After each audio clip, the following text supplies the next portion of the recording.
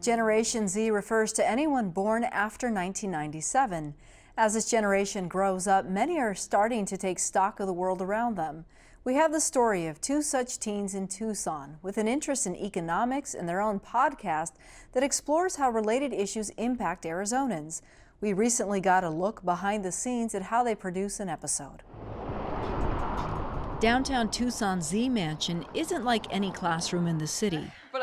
But nonetheless, University High School students Grace Probsting and Rose Long are here to learn. Quickly introduce you all, have you guys introduce yourselves. Prepared with plenty of questions. Okay, welcome back to the Gosh Darn podcast. They plan to share what they find out with the rest of the world through their podcast called Gosh Darn Podcast. We're not NPR in the sense that we try to craft a certain story, but we do hope that it can help teach people about things they may not be familiar with otherwise. People have things to say, so why not hear them? I think are the most important steps. Today, the teens are tackling the issue of homelessness in Tucson with Tom and Emmeline Hill, leaders of the Workship Project, which feeds up to 300 homeless men and women every Sunday at the mansion.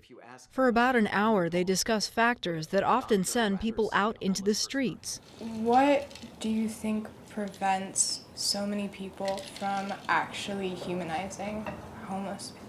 And how the city and organizations like theirs are responding. So why do you think the other council people haven't been working for the homeless to the same degree? The homeless are a group that have no power of any. I think they have not only a wonderful podcast, but a really great approach to it. Ta-da! The next step, Let me make sure this is saved. is turning today's interview into an episode. We find if there's any large gaps, as we have our little intro music intro section and conclusion section, we add that on. Welcome to the Gosh Darn Podcast. My name is Rose Long. And I'm Grace Probsting. And we're two high school students interested in... A few weeks later, we see that process firsthand at University High. I'm just gonna don't want too little pause though. It was here in their varsity economics club that Rose, Grace, and two other students came up with the idea for Gosh Darn Podcast, with encouragement from their teacher, Jim Lurch. The end goal is just to get the kids interested in applying technology in new ways, to try and get them thinking about economics in ways that they hadn't thought about it before, and partly just to get the word out about what we're doing at University High. Without collecting a single... After spending more than a year developing the podcast, they found their groove leading up to last November's midterm election. Grace, still young to vote, and Rose, barely old enough to cast a ballot, set out to get candidates' views on education in the wake of last spring's Red for Ed movement.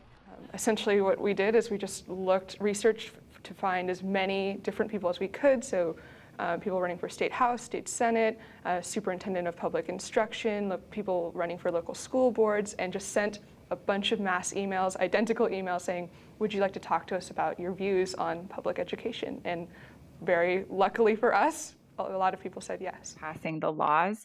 Among those who said yes, now State Superintendent Kathy Hoffman. And so it would be my role to be advocating and setting the priorities for them. State Representative Randall Freese. Because we aren't adequately addressing a solution.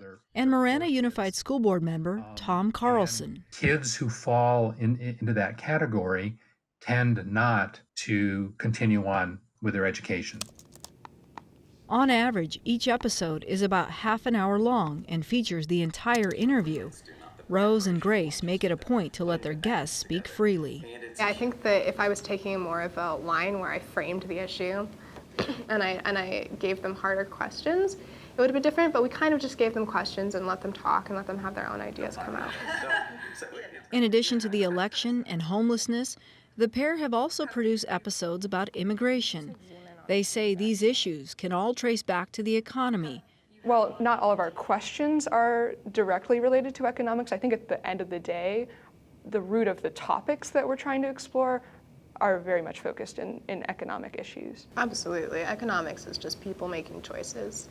If listeners just are informed about what's happening, hopefully they can make a difference. Hopefully they can make a change. Hopefully they can just know better what they want out of this life. You guys have been out, you know what it's like. The teens aren't trying to target a specific audience, and online streaming numbers of the show are modest, with a few dozen listeners tuning in. but they see themselves setting a powerful example for their peers. We have no credentials. We just emailed a bunch of politicians, and we thought that none of them were going to get back to us, but they were surprisingly willing to talk to just average teenage students. So if you're a young person and you want to get involved, don't be afraid to get started, because adults are surprisingly willing to help you out. To listen to the Gosh Darn podcast, visit our website, azpm.org/Arizona360.